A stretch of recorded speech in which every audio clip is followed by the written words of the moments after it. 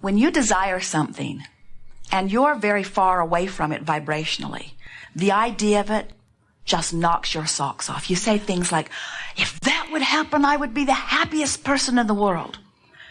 But by the time you're in a vibrational place where you're ready to let it in, it's like the next logical step. Esther commented to Jerry the other day, they've just ordered a new motor coach, and it's the one Esther's been wanting from the time she saw her first moving vehicle. She has been dreaming for this as many years as she can remember, and now they've ordered it. They're going to pick it up in February. And Esther said to Jerry, it feels like the next logical step. I want it to turn me inside out. I want it to take my breath away. I want it to keep me awake at night. But instead, it feels like the next logical step. 20 years ago, when I really, really, really, really wanted it, the idea of getting it would have sent me into orbit, would have sent me into ecstasy. But she wasn't vibrationally even close to it then, you see. And now she's in a vibrational place where it's the next logical step. She doesn't get the buzz from it. So what you're talking about is, how can I keep myself excited about what's coming without there being such a difference in the vibration between where I am and where it is that I hold myself apart from it? And we say what we do is we stay focused and exhilarated about the laws that we know. We stay exhilarated in the idea that there is nothing that we cannot be or do or have. We stay exhilarated in the idea that source energy is flowing at all times and we have access to it and we can utilize it in whatever way we want. You just have to work your mind into a place that keeps you in that excited but not so excited that you are not believing what you are wanting. In years before Jerry met us, he said, set your goals out there far enough that they excite you, but not so far that they discourage you. Yes. In other words, he had learned that if you want it enough that you'll focus upon it, it's in a good place.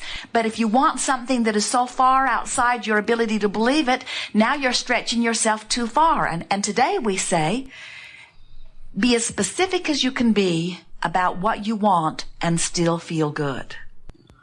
So you can tell when you are asking for something that you don't believe.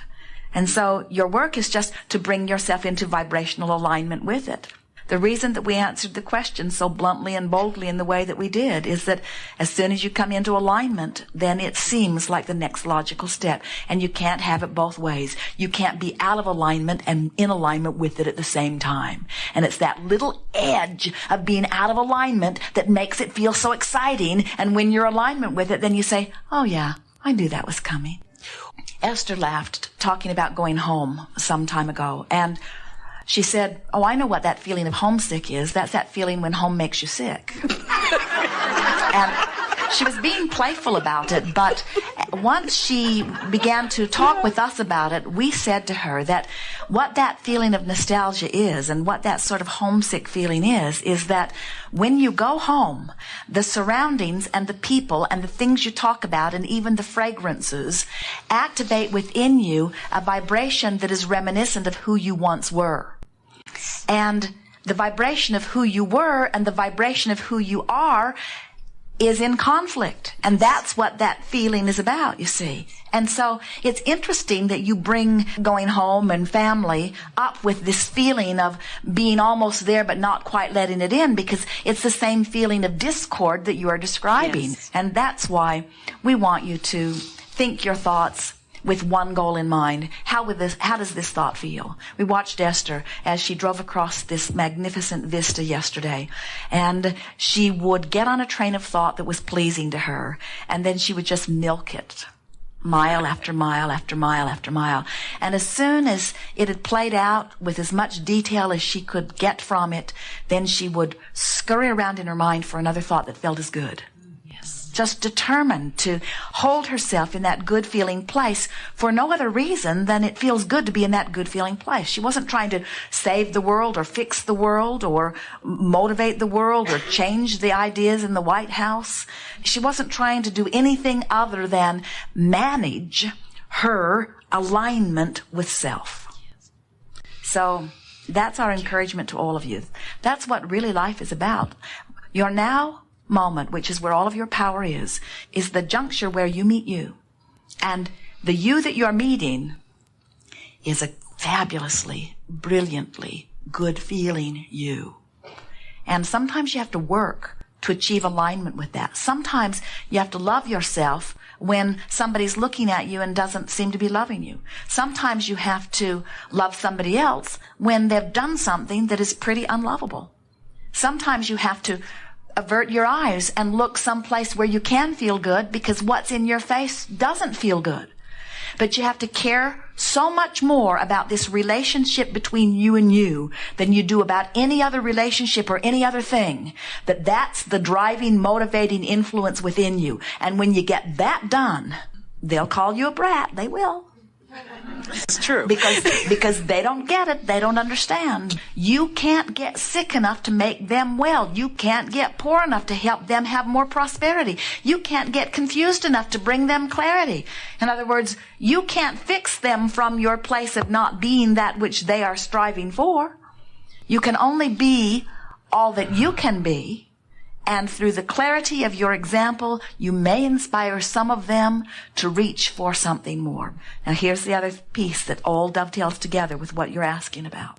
This is the answer that you're looking for. You feel guilty about thriving when others that you love don't come with you. Yes. So you sort of work to hold yourself not too far from where they are. You feeling how this all fits together? Oh, because you're a teacher. You're a teacher that wants to uplift. And so part of you knows that there is no limit for you, and another part of you doesn't want to get too far ahead of those that you are trying to teach and guide. Right. And now you understand all of that. You can be anywhere and not be unhappy. Or you can jump far ahead of where they are and still understand that you still can lead them, you see. The message that we would like to give to you and so many teachers who are here in this room today is that if they don't receive their upliftment from you and they are seeking upliftment, the universe will deliver to them someone from whom they can take their light. You do not have to be all things to all people. It's not your job, you see. So when you decide that your job is to align with who you are, and then trust that law of attraction will line you up with anybody who will benefit by your alignment, and line them up with anybody who's more appropriate for them, you just don't have to manage all of that. You cannot be all things to all people, but you can be what you need to be to align with who you are, and you can tell when you're doing that. Yes. So the thing that is so confusing for so many of you teachers is that you want them to thrive, and you focus upon them and they're not thriving. Then you lose your connection, and then for a while you stumble along with them. And then you regain your balance, and you get back in alignment, and things start going better for you, but then you notice they're not coming along. So you look back, and then you stumble again, you see. You've got to not worry so much about what anybody else is doing, and let your primary concern be how joyful are you in this moment.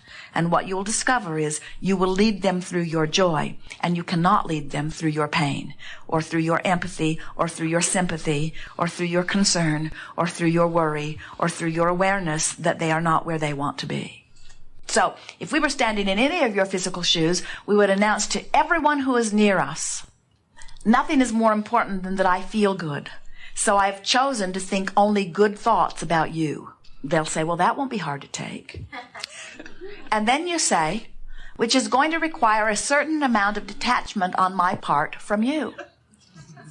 I'm going to be detaching from your complaining, and from your worrying, and from your fearing, and from your wanting me to fix things. And I'm going to be focusing powerfully on your self-empowerment, your success, your well-being, and your thriving. So if you're in a complaining mood, I won't be a good sounding board. Because when I'm not with you, I'm making long lists of things that are going well for you. And that's the part of you that I'm activating in me. So if things aren't going well for you, it'll be a really freakish thing if the universe even lines us up together.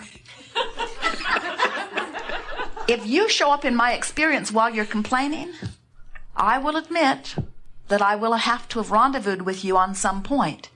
But then, friend, I'm sorry. Then it's all going to be about me.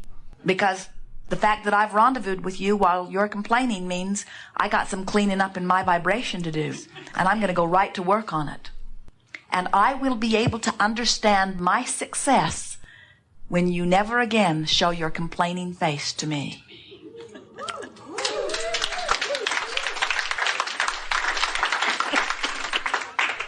I'm sorry, you can say to them, if you don't think I'm there for you, when the truth of it is, I'm always going to be there for you. I'm going to be dreaming your very best dreams about you. I'm going to be expecting the very best for you. I'm going to make lists every day of the wonderful aspects of your life experience. And I'm hoping we can thrive together. It's my plan to thrive. It's what I wish for you too. And those that aren't ready for that will say, goodbye. I need a friend who I can complain to. I need a friend that I can commiserate with. And then they may announce to others that you know, she's not there for me anymore. And we say, good. Hey friends, in connection to Abraham's and Jerry's advice, I have to share these powerful tips on creating a vision board that actually helped me manifest 9 goals I had set for myself from different areas of my life within 1 month. Yes, you heard it right. I had made a vision board for the next 6 to 8 months, but to my utter delight and surprise, within less than 30 days, I had achieved most of the targets I had set for myself. This technique I came across in a YouTube video by author and holistic healthcare practitioner Eric Baily, and I'm going to share the link to that video in description for your convenience. And as I said, this technique has worked wonders for me personally. First and foremost, make sure your vision board is a mix of pictures and statements in each column. And hang it just next to your bed. At eye level, as eye level goals signal to your brain that they are within reach, while goals placed higher than eye level are perceived by the brain as unattainable.